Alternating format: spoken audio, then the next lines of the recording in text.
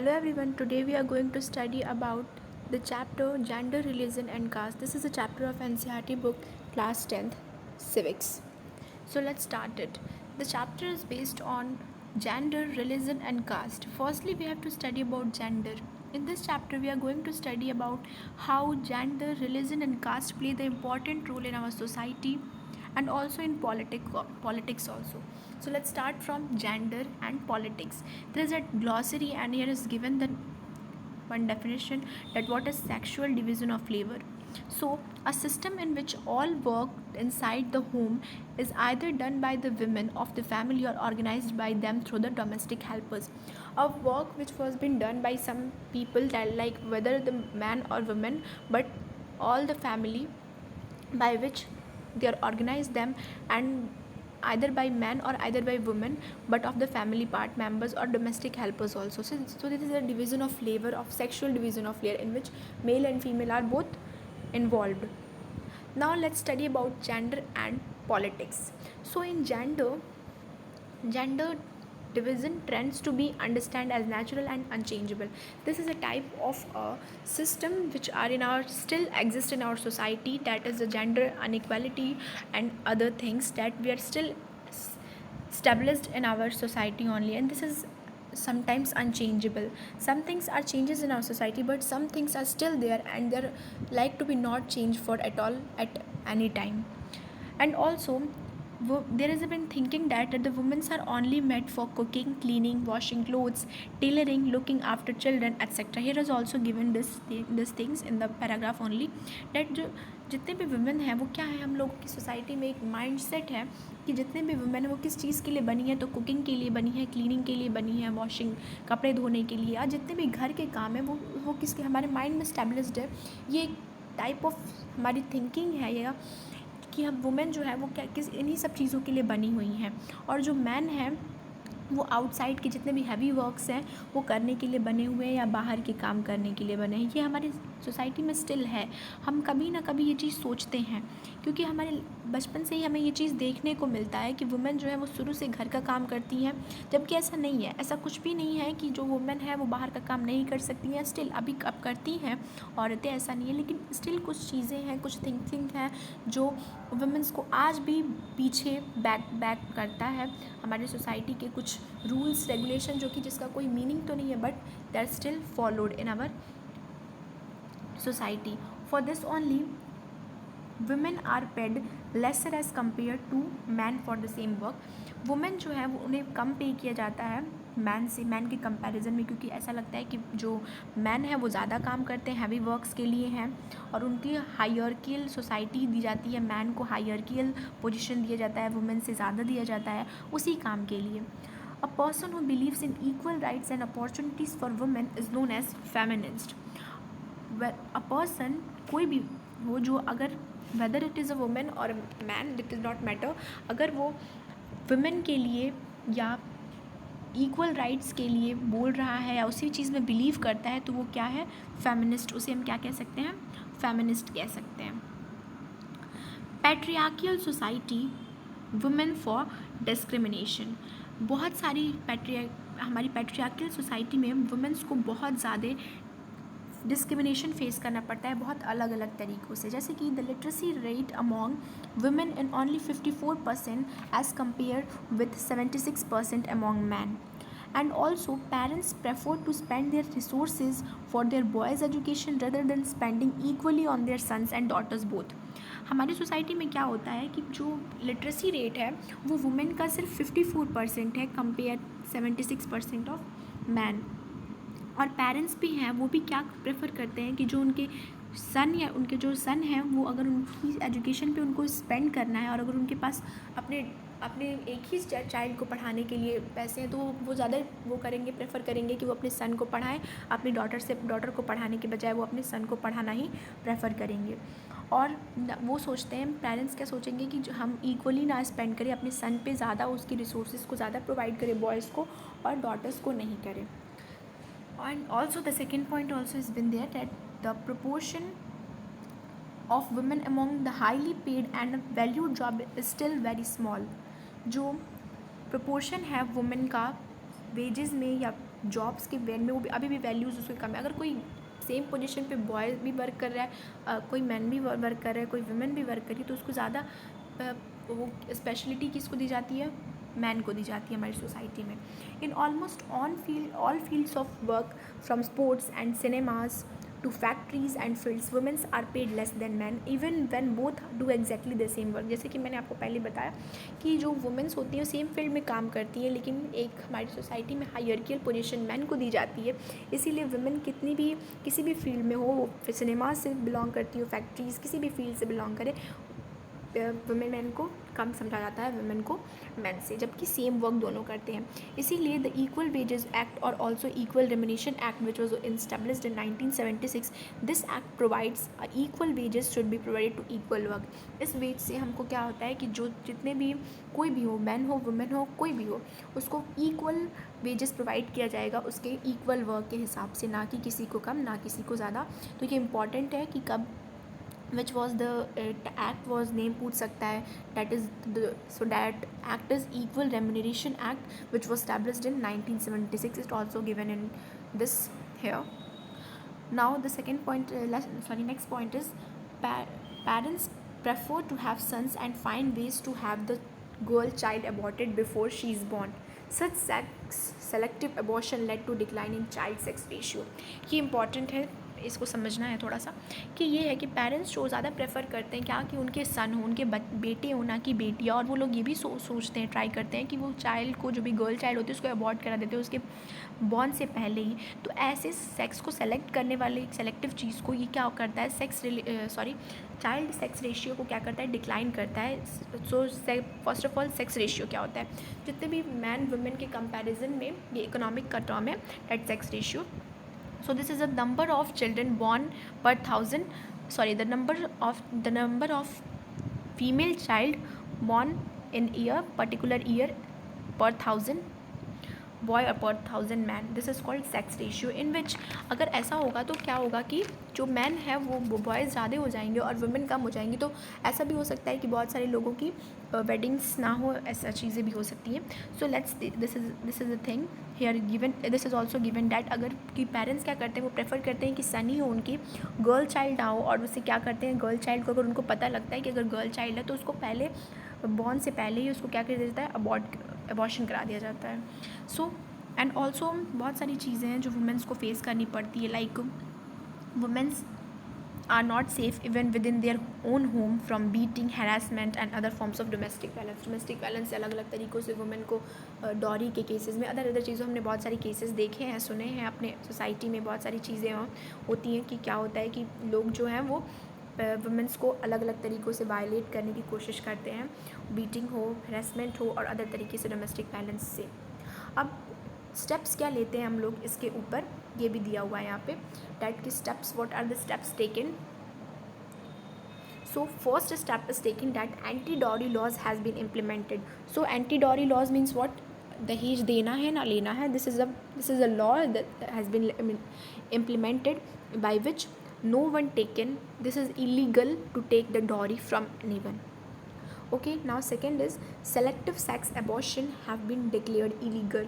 अगर हम सेलेक्ट करके अबॉर्ट कराते हैं गर्ल चाइल्ड को पता लगते ही, अगर सिर्फ 2 ही केसेस में ऐसा अबॉर्शन कराना अलाउड है। फर्स्ट कि अगर मदर का हेल्थ कुछ इशू है या चाइल्ड का हेल्थ इशू है, देन अगर सेलेक्टिव रेशियो में सेक्स में अबॉर्शन कराते हैं तो क्या होता है, ये इलीगल डिक्लेयर्ड किया जाता है। Now third is what, that government launch several programmes to promote girls education. Also some इसमें एग्जाम्पल भी पूछ सकते हैं, वैसे एग्जाम्पल दिया नहीं, not given that, but this many examples are there, like बेटी बचाओ बेटी पढ़ाओ, लाइक दीज और you can write also if they're asked that question, that what are the steps taken for women's like this only, you may write that.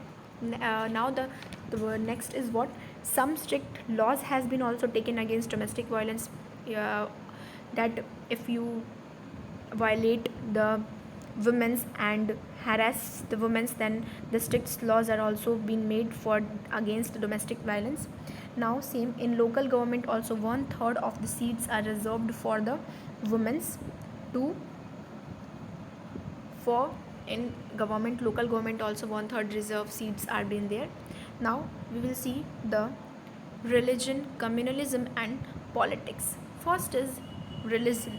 Here is some here given that post sorry this photographs has been there that here written that चश्मे जाने शोरदा काफ़ी नहीं तोहमत इश्क ए पोशदा काफ़ी नहीं आज बाज़ार में पा बजौला चलो means not enough to shed tears, to suffer anguish, not enough to nurse love in secret. Today, walk in the public square fettered in the chains. Here is some slogan. This is not most important. This is also only given to promote the religion things like this. Now see that firstly in this para we have to see that what is an communalism. Okay, here communalism has been there. That what is in communalism. So, when one religion and its followers dominates other religion, people starting believing that their religion is superior in among all and nation starts to give priority to any one particular religion. अब communalism क्या होता है? अगर हम किसी भी धर्म को लेके किसी भी रिलीजन को लेके उसको फॉलो करते हैं और मानते हैं कि हमारा ही रिलीजन जो है वो सुपीरियर है, फॉर एग्जांपल लाइक हिंदुज़म, अगर हम हिंदुज़म को फॉलो करते हैं तो अगर हम ये कहते हैं कि हिंदुज़म ही रिलीजन जो है वो सुपीरियर है और उसको ज़्यादा सपोर्ट करते हैं, ज़्यादा सुपीरियर मानते हैं और अगर नेशन भी इसको प्रायोरिटी देने लगती है इस पर्टिकुलर रिलीजन को तो ये क्या हो जाएगा? कम्युनलिज्म हो जाएगा. But this is not in our country. Our country is an secular country. Okay, now that many examples has also been there as a point wise. You can see that here secular state. So there is a no official religion for the Indian state, means there is a no official state any religion or what our country is in secular. That's why there is no religion, official religion. All religions follow in India. Now the constitution's freedom to profess, practice and propagate any religion or not to follow any. If you want then your constitution provide all individuals, सबको अपने अपने freedom है अपनी communities में रहना. कोई भी constitution किसी एक इंडिविजुअल को प्रोवाइड नहीं करता है, कोई भी लॉ जो है ऐसा नहीं करता है. वो हम किसी भी रिलीजन को फॉलो कर सकते हैं और अगर हम नहीं चाहते हैं तो रिलीजन को फॉलो करना भी ज़रूरी नहीं है. हम जिस तरह से अपनी वे ऑफ लाइफ को जीना चाहते हैं उस तरह से जी सकते हैं. ऐसा कोई भी नहीं है कि हम इस रिलीजन को फॉलो करें, उस रिलीजन को वायलेट करें, ऐसा कुछ नहीं है. Okay, now the constitution prohibits discrimination on grounds of religion. कोई भी रिलीजन पे डिस्क्रिमिनेट करना कॉन्स्टिट्यूशन अलाउ नहीं करता है. And also our constitution allowed the state to interfere. हमारा कॉन्स्टिट्यूशन है वो का तभी इंटरफियर करेगा किसी चीज़ों में जब वो मैटर जो है वो रिलीजियस कम्युनिटी से ज़्यादा वो पूरे स्टेट में मैटर करने लगेगा. उस चीज़ को लेके बहुत ज़्यादा रिलीजियस कम्युनिटीज़ इंश्योर होंगी. That's why only our constitution interfere, otherwise not. वही कॉन्स्टिट्यूशन हमारा कभी तभी स्टेट को अलाउ करता है किसी भी इंटरफेरेंस करने के लिए किसी भी कम्युनिटीज़ में अगर वो बहुत ज़्यादा सोशल डिस्क्रिमिनेशन को क्रिएट करता है. Then only our constitution provided the state to allow in the interfere in the states of religion. Okay, like for example it's been there that it's ban untouchability. Means हमारे जो constitution है वो allow किया था state को, country को, तभी तो वो अनटचेबिलिटी बैन हुई थी. In our constitution this is been given that this all things. Now see caste and politics. So here how the caste is role in politics. Many agenda as formed and violates the people to have vote in this all things. First of all, some see definitions has been there that urbanization, shift of population from rural areas to urban areas, means for any purpose if we are shifting from rural areas to urban areas then it is known as urbanization. Not one people, this is not talking about one people, it's in a population of. Okay, now occupational mobility, shift from one occupation to another, usually when a new generation take up occupation other than those practiced by their ancestors. means कभी कभी होता है जब हम किसी जो बहुत सारे फॉर एग्जांपल अगर कोई पर्सन है वो गोल्ड स्मिथ है लेकिन जो उसका आगे वाला आगे का जनरेशन है वो गोल्ड स्मिथ वाला वर्क नहीं करना चाहता, उसको उसमें इंटरेस्ट नहीं है और वो कुछ और वर्क करता है. फॉर एग्ज़ाम्पल वो बिज़नेस करना चाहता है तो वो कर सकता है, ऐसा नहीं है। इसको हम लोग क्या बोलेंगे, वो उस रिलीजन को जो उसके एंसेस्टर्स ने फॉलो किया उसको नहीं फॉलो करके कुछ और religion not is religion, that is occupation. So occupation को फॉलो करना चाहता है तो वो कर सकता है। This is known as occupational mobility. Okay, so now the next is now caste hierarchy, a ladder-like formation in which all the caste groups are placed from the highest to the lowest. Caste means अगर हम किसी caste को जैसे divide करते हैं, like not example like Brahmins, Kshatriyas in earlier times like this only. अगर हम किसी caste को ladder करते हैं means एक form बनाते हैं जिसमें कि कौन सा बड़ा है कौन सा छोटा है, like this only अगर table wise में हम prepared करते हैं तो this is known as caste hierarchy. Now see how caste role in the politics. Let's see. Parties nominates the candidates who belongs to majority of a particular region. Means party जो होती है वो उसी को nominate करती है candidate के रूप में जो कि बहुत सारे पर्टिकुलर रीजन में। ऐसा कास्ट का रोल होता है पॉलिटिक्स में कि वो जो पार्टीज़ क्या सोच के नॉमिनेट करती है कैंडिडेट को जिसमें मेजॉरिटी ऑफ पर्टिकुलर रीजन के लोग जो जिसमें मेजॉरिटी है जिस कास्ट का उसी को कैंडिडेट बनाते हैं, ये पार्टीज़ का नॉमिनेट करते हैं। And next is when government is formed, parties make sure that every candidate have equal representation in cabinet. If the government is formed, then the parties make sure that every candidate have the equal representation in the cabinet. Now the third is what, at the cabinet and parties and candidates often appeals to the caste sentiments to gain support for their party. क्या करते हैं कि वो लोग caste sentiments को लेते हैं, gain करते हैं, मीन्स इशू बनाते हैं और उसको सपोर्ट अपने पार्टी के सपोर्ट के लिए वो लोगों को caste sentiments को यूज़ करते हैं. Now also here given this, in India there is a majority of ST, SC and OBC. तो हमारी इंडिया में मेजोरिटी किसकी है, ST की, SC की और OBC की है. And every party supports lower caste to gain vote. और जो जितनी भी पार्टीज़ हैं वो क्या चाहती हैं कि उनके जो वोट्स हैं वो लोअर कास्ट को सपोर्ट इसीलिए करती है ताकि उनको बहुत ज़्यादा वोट मिल पाए. ये तो पॉलिटिक्स है कास्टिज्म के रूप में. अब देखते हैं लिमिटेशंस क्या है इसमें कि no constituency have the majority of one caste so that candidate have to gain support from more than one caste to wins election. किसी भी कंस्टिट्यूशन के पास मेजॉरिटी होती है कि वो नहीं कि कैंडिडेट है तो सपोर्ट के लिए वो एक से ले ले. Okay, now the second is no party gets the votes for all the voters of same caste और कम्युनिटी. मीन्स जो पार्टी है वो किसी भी वोटर्स को वो नहीं कर सकती, कास्ट के रूप में वायलेट नहीं कर सकती कि that you are also the same group, I am also the same group, then you can give me vote to me, like this only. Some voters have more than one candidate from their caste because of the division of post in the sitting of MLAs and MPs lose in the next election. ऐसा होता है कि cast के जो होते हैं वो अलग अलग कैंडिडेट में फॉर्म होते हैं तो डिवीज़न की वजह से, कास्ट डिवीज़न की वजह से जो MLAs और MPs होते हैं जो लूज हो रहते हैं नेक्स्ट इलेक्शंस में होते हैं. Now C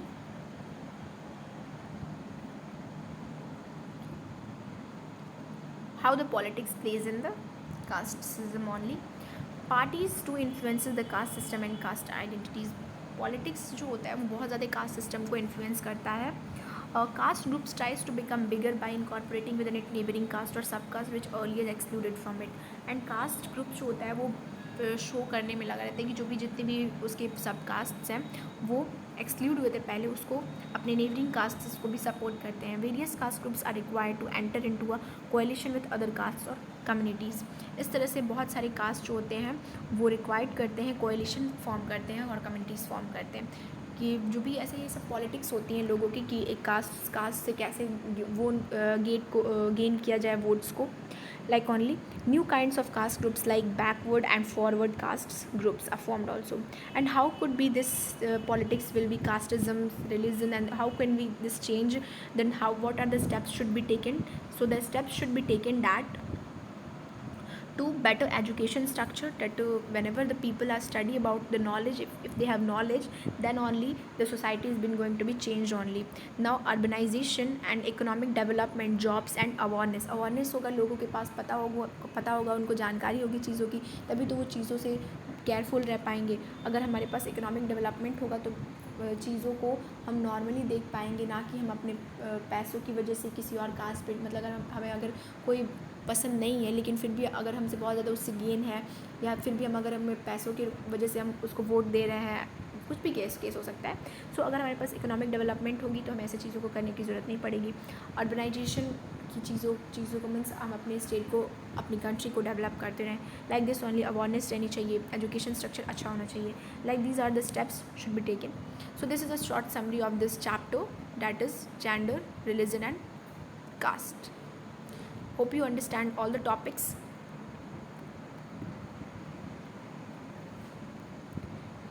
So thank you so much.